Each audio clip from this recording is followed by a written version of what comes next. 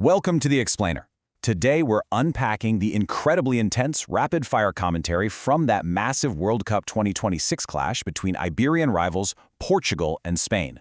We aren't just looking at the final score here, guys. We're dissecting the actual language used in the broadcast booth to understand the emotional flow, the shifting momentum, and the absolute sheer drama of this high-stakes match. Let's get right into it.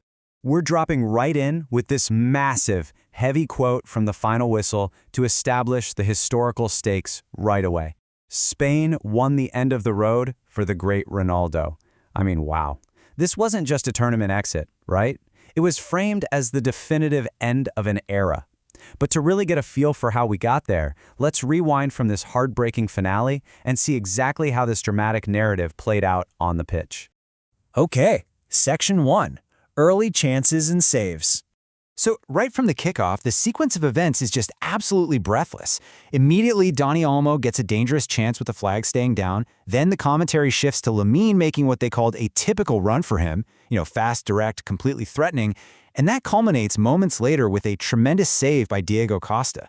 Spain is applying blistering offensive pressure literally from the jump, and it's demanding these split-second reactions from Portugal straight out of the gate.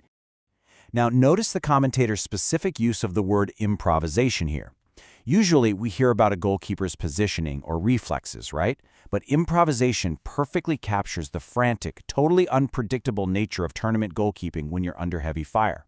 Diego Costa wasn't just executing standard training drills. Spain's attack, complete with headers from Olmo and chances set up by Pedri, was so dynamic that Costa was literally forced to invent ways to keep the ball out of the net in real time.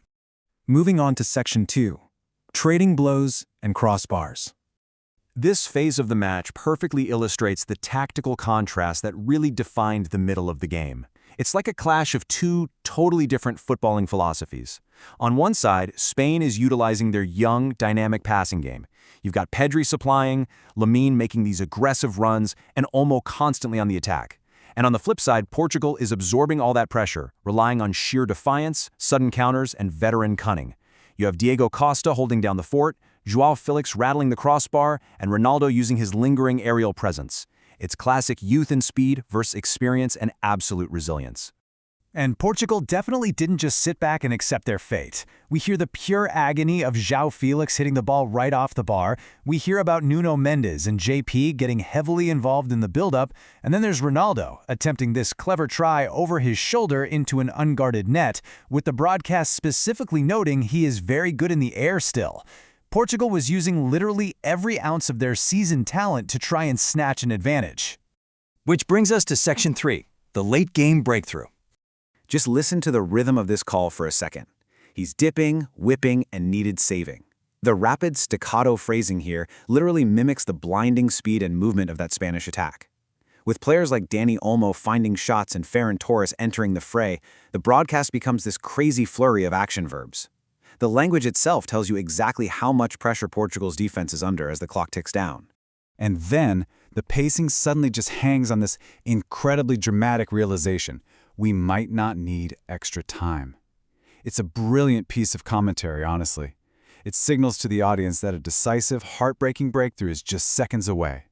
The tension on the pitch translates directly into the broadcast booth. They can feel the impending goal, and they are essentially bracing all of us, viewers, for it. And bam, there's the climax, bursting right through all that tension. It's brilliantly finished by the versatile Mikel Merino. In a flash, Merino finds the back of the net, instantly rewriting the destiny of both of these teams. All that build-up, the crazy saves, the crossbars, it all funnels into this one brilliant finish that completely shatters the deadlock. This leads into our final part, Section 4, the end of an era. This exact, agonizing moment perfectly captures how all hope is extinguished. It's a decent ball in to stay in the World Cup. And they're out. It shifts in an absolute split second. One moment they have a final desperate chance at survival with a decent ball being crossed into the box, and the very next syllable, it's just over. The transition from hope to total finality is brutal, and the commentary perfectly mirrors that sudden, massive emotional drop. 1-0. This stark, singular scoreline tells the final, unforgiving story of the match. Portugal 0, Spain 1.